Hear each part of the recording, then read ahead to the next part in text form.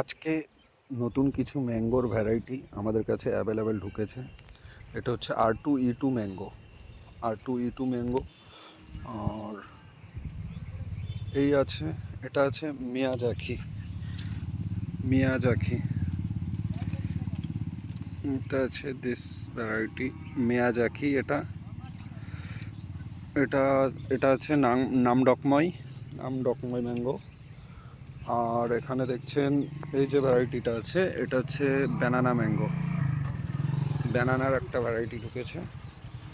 এটা আছে red ivory আছে।